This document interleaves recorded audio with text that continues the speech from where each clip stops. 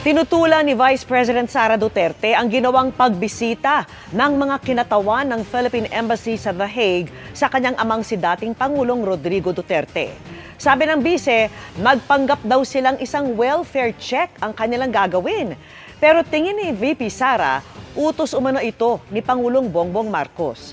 Nakatanggap daw kasi siya ng impormasyon mula sa Malacanang na nagsumite ang Philippine Embassy ng report sa Pangulo tungkol sa ginawang pagbisita. Giit niya, nalagay daw sa panganib ang buhay ng ama nang payagan ng ICC na pumasok ang mga ahente ng gobyernong kumidnap sa dating Pangulo nang walang pahintulot ng kanyang pamilya. Paliwanag ng DFA, welfare check ang ginawa ng mga taga-Philippine Embassy at naayon ito sa Vienna Convention on Consular Relations at Batas ng Pilipinas para protektahan ang kapakanan ng lahat ng mga Pilipino. Duty raw ito ng lahat ng Philippine Foreign Service Post at walang pinagkaiba sa ginagawa ng DFA para sa iba pang nakadedeneng Pilipino abroad. Tiniyak naman ng International Criminal Court na naaayon ang mga aksyon nito sa ICC Rome Statute at sinusunod nito ang international standards na ang mga nakadetain na individual ay may access sa kanilang consular representatives. Ang anumang pagbisita raw, merong pahintulot ng nakadetain na individual.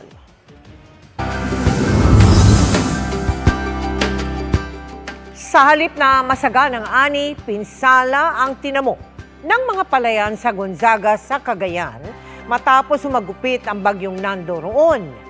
Agad na nagtungo sa lugar ang GMA Kapuso Foundation para maghatid ng tulong sa ilalim ng ating Operation Bayanihan. Sa pananalasa ng bagyong Nando sa Cagayan, isa sa matinding napuruhan ay ang kabuhayan ng mga taga-Gonzaga. Ayon sa inisyal na datos ng kanilang Provincial Disaster Risk Reduction and Management Office, nasa 5 milyon ang pinsalang iniwan nito sa mga palayan sa lugar. Kaya labis ang panghihinayang ng magsasakang si Elenita mula Barangay Santa Cruz. Aanihin na raw sana niya ang mga tanim na palay sa unang linggo ng Oktubre. Pero pinadapa ng malakas na hangin at ulan ang halos kalahati ng kanyang tanim. Nalubog pa raw ito sa baha. Luging-lugi na talaga. Konti lang yung maani namin dahil nahulog yung mga butil na palay namin. Bagsak presyo talaga ang palay. Noong unang anihan, 11 pesos. Pero sa ngayon na is 7 pesos na. Ngayong araw, nagsimula ng maghatid ng tulong ang GMA Kapuso Foundation sa bayan ng Gonzaga sa ilalim ng Operation Bayanihan. Una nating hinatira ng relief goods ang Barangay Santa Cruz. Salamat, Kapuso! Ipagpapatuloy natin ang pamamahagi sa kanilang lugar bukas. Nagsagawa na rin ng repacking ng relief goods sa Benguet na ipapamahagi rin natin bukas sa mga apektadong residente roon. Sa nais magpahatid ng tulong sa aming isinasagawang kabi-kabilang relief operations, maaari kayong magdeposito sa aming mga bank accounts o magpadala sa Cebuana Luwilier. Pwede rin online sa pamamagitan ng GCash, Shopee, Lazada, Globe Rewards at Metrobank credit cards.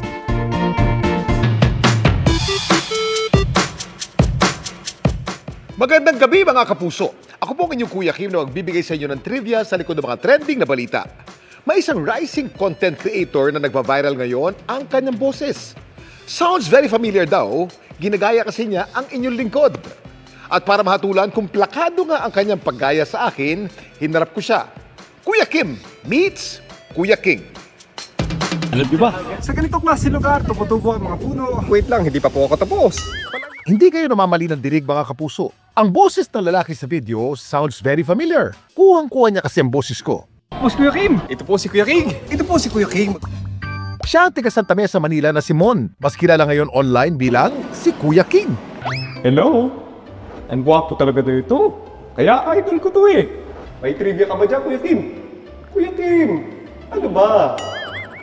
Si Mon isa raw talagang video editor, pero hindi raw siya nahihirapang gayahin ang boses ko. Talaga? Si Mon kasi isa ring voice actor. Inig ko rin na manggaya-gaya talaga ng boses. Kada may makikita kami bagong hayop, bagong lugar. So sabi ko, alam niyo ba na itong hayop na ito ay galing pa doon. Ang ganda talaga ng lugar dito. Kung nag-hike po kami sa Benguet, naisipan ko lang po mag-video. Tuloy pa rin, video. Kuya Kim. At dahil bumenta ang kanyang mga patrivia, kinariran ni Mo ng panggagaya. Kung may matawaban, happy na po ako doon. Pero ang paglilinaw niya, ang mga trivia ni Kuya King, kawagawa lang daw niya. Cocos palmera ang kanyang tinatawag sa science. Kuya King, ano ba? Yung mga trivia na sinasabi ko po, ano po yung lumabas na nasa utak ko, wag mo na sana lang isipin na lahat yun legit. Kuya Kim! Sobrang idol ko po si Kuya Kim. Hopefully, hindi po talaga siya galit sa akin. Sana magkita kami in person. At kahapon lang, pinagbigyan ko hiling ni Kuya King. Sa araw na ito, makikilala ko si Kuya King. Kuya Kim meets Kuya King.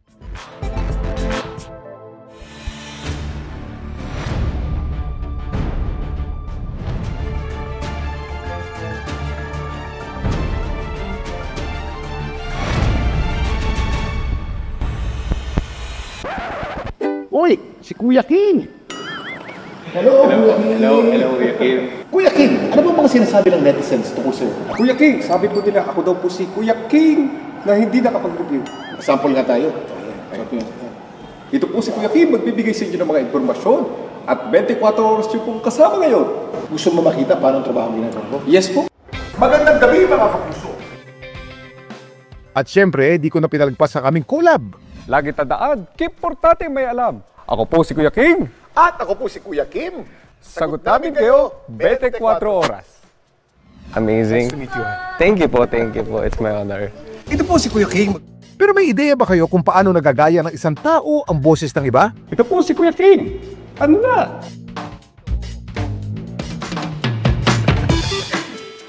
Kung hindi nyo na itatanong, naging voice actor din ako noong 80s at 90s. Binigyan buhay ko ang ilang karakter sa mga Japanese anime na dinub sa Filipino. Para mamimik o magaya mo rin ang boses ng iba, kailangan mo munang pag-aralan ang boses na yung ginagaya. Kapag paulit-ulit mo itong naririnig, nagiging pamilyar ka sa tunog, tono at paraan ng pagsasalita.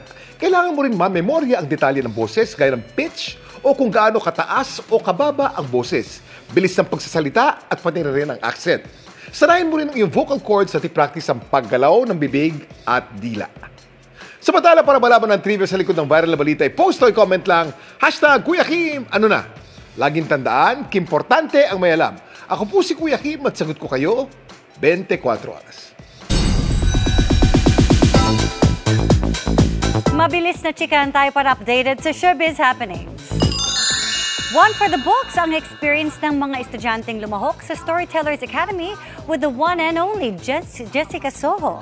Sa event, ibinahagi ni Soho ang experiences bilang journalist mula sa pagiging field reporter hanggang maging news anchor at public affairs host. Nagbahagi din ng kanyang passion for journalism si Kapuso News anchor Adam Arroyo. Kilig ang hatid ng pa-cute na ang atake ng Never Say Die Boys na sina Rahil Birria, Kim Jisoo at Dave Licauco sa isang TikTok challenge. And the pasyalan continues para kay Miguel Tan Felix na ngayon ay nasa Argentina. Hindi lang siya nag-enjoy sa kanyang food trip from croissants to empanada. Ilang tour sites din ang binisita ni Miguel tulad ng matarik na ancient site na Machu Picchu.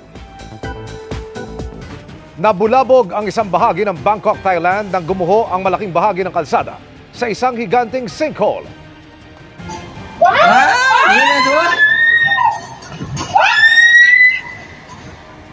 Ang sinkhole may lawak na 900 square meters at may lalim na 50 metro. Nilamon nito ang 2 poste ng kuryente at isang tow truck. Muntik pang makagip ang isa pang sasakyan. Malapit ang sinkhole sa isang ospital kaya inilikas ang mga pasyente. Ayon sa mga Thai officials, pinaniniwala ang gumuho ang lupa dahil sa malakas na pag-ulan at dahil sa nabutas na tubo ng tubig. Naanod ang tubig ang lupa na bumagsak sa isang itinatayong subway station kaya nagkaroon ng pagguho. Kinumpirma ng abogado ni dating DPWH engineer Bryce Hernandez na 4 na kasalukuyan at 2 dating senador ang dawit sa maanumalyang flood control projects. Nakatutok si Mariz Umali. Gabi po. Trufon. Ang pasabog ni dating DPWH Engineer Bryce Hernandez hindi pa raw tapos. Depende sa mga makikita sa computer na itinurn over niya sa DOJ, pwede pa raw may iba pang senador at iba pang mga mambabatas ang mapangalanan. Ayon yan sa abogado niya si Attorney Raymond Fortun. Si Bryce, sinabi niya na yung salaysay na binigay ni Engineer Alcantara ay kulang pa. Meron siyang mga binanggit sa akin ng mga pangalan. Base ito doon sa kanyang recollection of yung mga tao na meron silang mga naipasok na mga proyekto dito sa Bulacan. Na ano? Again, mga proponents noong mga projects. Kinumpirma niya ang ulat na aabot sa 4 na kasalukuyan at 2 dating senador ang madadawi. Pero hindi raw sila magpapangalan basta-basta hanggat walang ebidensya. Sa ngayon 3 senador na ang nabanggit, sina Senador Jinggoy Estrada, Joel Villanueva at dating Senador Bong Revilla. Lahat tumanggi na sa alegasyon. Hanggang hindi pa talaga na-unseal at nabubuksan yung laman nitong computer, mas minarapat po niya na hindi na lang po muna magsasalita para hindi siya nagtuturo ng mga tao kung sino yung mga personalidad, kung ilang bang senador talaga ito, kung whether incumbent or whether ex-senators. Sa kanya, it is better na hawak niya mismo yung mga dokumento na meron na siya, para mas mabuti at mas malinaw at mas detailed yung kanyang masasabi tungkol dito. Ang sigurado, sabi ni Fortun, may mga ebidensya pang ibibigay sa Hernandez sa Department of Justice para suportahan ang testimonya niya. I understand na meron pang mga 2 to 3 boxes na hindi pa nga na-turn over din. Sabi ni Senate Blue Ribbon Committee Chairman Panfilo Lacson na sa DOJ na ang mga nakuhang ebidensya kay Hernandez, gaya ng computer at mga folder kaugnay sa investigasyon sa flood control projects para ma-preserve at maisama sa investigasyon. May sworn statement na raw na ibinigay sa DOJ sa Hernandez. Bukas, magpapatuloy ang pagdinig ng Blue Ribbon Committee. Imbitado pa rin si dating DPWH Undersecretary Roberto Bernardo at inaasahang dadalo ito. Sa pahayag ni na DPWH Engineer Henry Alcantara, si Bernardo ang kausap niya sa pagbaba ng pondo at kung sino ang proponent o mambabatas na mabibigyan ng porsyento. Kay Bernardo rin daw dinadala ang cash na para sa mga proponent. Conveyed lang. Meron siyang naunang affidavit, magsusupplemental daw siya. Because the affidavit that was sent to us earlier, that was before Alcantara testified yesterday. So ngayon, after hearing the testimony, nagpasabi na magsusupplemental. I don't know, wala ko idea. Without saying too much, sir, sa affidavit ba niya may mga names din siya? Wala akong idea. Let's see tomorrow. Siya ay magiging susi dyan kasi siya yung naglagay sa kanila dito sa Bulacan. So siya yung parang tinuturo nila lahat, nilang 3. Malaking tulong naman daw ang pagsailalim sa testigo sa protective custody ng DOJ para makapagsalita sila sa Senate Blue Ribbon Committee. Kung protected witness siya, I believe mas makakasalita ng malaya yung 3 taga-DPWH, pati sila Diskaya, kasi yun din hinihingi nila di ba? Protection para ibigay nila yung ledger. So I believe tama lang yung direksyon niyo. Posible raw na huling pagdinig na ng Senate Blue Ribbon Committee ang gagawin bukas. Pero depende pa rin daw ito sa mga bagong ebidensya maaaring lumutang. Lahat naman daw ng ebidensyang ito ay ito-turn over sa ICI. Para sa GMA Integrated News, Mariz Umali, nakatutok, 24 oras. Worth the wait ang first time na pagsasama-sama ng Legaspi family sa Kapuso series na Hating Kapatid, lalo't maging relatable daw ang series. Kamusta naman kaya ang kambal na sina Mavi at Cassie na makatrabaho ang mga magulang nilang sina Carmina at Zoren? Makichika kay Nelson Canlas. Hitik sa plot twists at kakaibang issue ng pamilya ang tatalakayin sa upcoming Kapuso Prime series na Hating Kapatid sa GMA Afternoon Prime. At sa kauna-unahang pagkakataon din, magsasama-sama ang buong Legaspi family na sina Zoren, Carmina at ang twins na sina Mavi at Cassie. Kasi akala nyo nga, since we are a family, parang automatic pamilya kami dito. Yeah. So like I said, meron ngang panlilin lang na nangyari, kaya kahit yung role ko ay nalito at naguluhan ng bonggang-bongga. Hinintay daw talagang magtugma-tugma ang mga schedule ng pamilya Legaspi para bigyang buhay ang seryeng ito. Like almost a year or so, mabuo itong hating kapatid. And ako dapat nasa sanggang dikit. They pulled me out dahil kailangan daw talaga ako nandito. Kasi they were, playing with the idea na, what if tanggalin natin isang Legaspi family, lagyan natin ng isa. Then they figured out na parang may mali ata. Sa hating kapatid, hindi lang daw matcha-challenge ang galing ng kambal sa pag-arte. Dama rin nila ang pressure na makatrabaho ang kanilang parents. They guide naman, but the rest, ikaw na bahala. So that's what I also love. But yun nga, I feel the pressure because, hello! This package! That's crazy! Ay, hindi ka kasama. Zorn Carmina lang. Pero magandang pagkakataon din daw ito para mas makilala ng mga Kapuso viewers ang tunay nilang pagkatao. I really take pride and I take this work very seriously because every time I'm that character, every time I'm Tyrone, I always make sure that I get to send a message to the viewers na ganoon talaga si Mavi Legaspi sa totoong buhay. Nelson Canlas, updated sa Showbiz Happenings.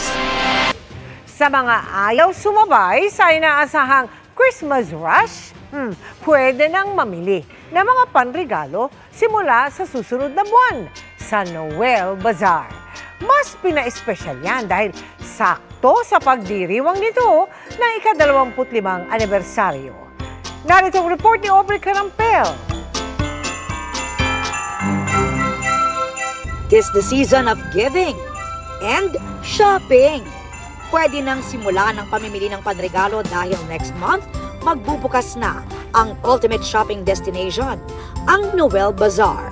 Now on its 25th year, kapartner pa rin ang longest-running bazaar in the metro, ang GMA Network at GMA Kapuso Foundation. 25 years of Noel and 75 years of GMA. Just proof that in our ever-changing world, some partnerships are really meant to last and become stronger through time. Over 500 participating merchants ang lalahok sa iba't ibang venues. Maraming pagpipilian mula fashion finds, accessories, toys, home essentials, at local products. Sa October 17 to 19 sa Philinvest Tent Alabang ang kick-off. Lilipat naman sa Crystal Pavilion Okada, Manila from November 14 to 16, November 26 to 30 sa World Trade Center, at balik sa Philinvest Tent Alabang sa December 18 to 21. For the Okada run and for the World Trade Bazaar run, we have our, of course, very popular GMA Kapuso Foundation Celebrity Ukay-Ukay booth. However, at the Philinvest Tent, yung kick-off at saka yung finale mangyayari sa Philinvest Tent, we also have a special booth that offers direct donation to unang hakbang sa kinabukasan. Sa media conference, present ang ilang Kapuso ambassadors ng Noel Bazaar na sina Sparkle artist Sky Chua at Kapuso P-pop group Cloud 7 na ready na raw ang personal items na kanilang i-donate at ipa-auction. We're really excited po na makita lahat ng aming mga fans and lahat ng mga shoppers sa mga venues and dates ng Noel Bazaar. I'm always happy to help out, especially nung nalaman ko yung backstory ng Noel Bazaar. Partners pala sila ng Kapuso Foundation. So, talagang may matutulungan tayo pag pumunta tayo ng Noel Bazaar. Kabilang din sa Kapuso Ambassador sina Carla Abellana, Jillian Ward, Rian Ramos, Ashley Ortega, Tim Yap, Izzy Martinez at 24 Oras Chika Minute host Iya Arellano. May appearances at performances din mula sa Kapuso Stars. May mga mabibili ring gamit ng inyong favorite celebrities and GMA integrated news anchors. Hilig namin po sabihin sa Noel Bazaar, naka-shopping ka na, nakatulong ka pa. Dahil yung pagka pupunta ka, bumisita sa event, nag-shopping sa ukay-ukay or sa ating mga local merchants, nakakatulong din po talaga ito sa mga projects of Kapuso Foundation, lalong-lalo na sa pagpapatayo ng schools, tsaka yung mga disaster relief programs din po. Para sa GMA Integrated News, Aubrey Carampel, nakatutok 24 oras. See you there at Noel Bazaar. At yan ang mga balita ngayong Miyerkules, 72 araw na lang. Pasko na. Ako po si Mel Tiangco. Ako naman po si Vicky Morales para sa mas malaking misyon. Para sa mas malawak na paglilingkod sa bayan, ako po si Emil Sumangil. Mula sa GMA Integrated News, ang News Authority ng Pilipino. Nakatuto kami 24 oras.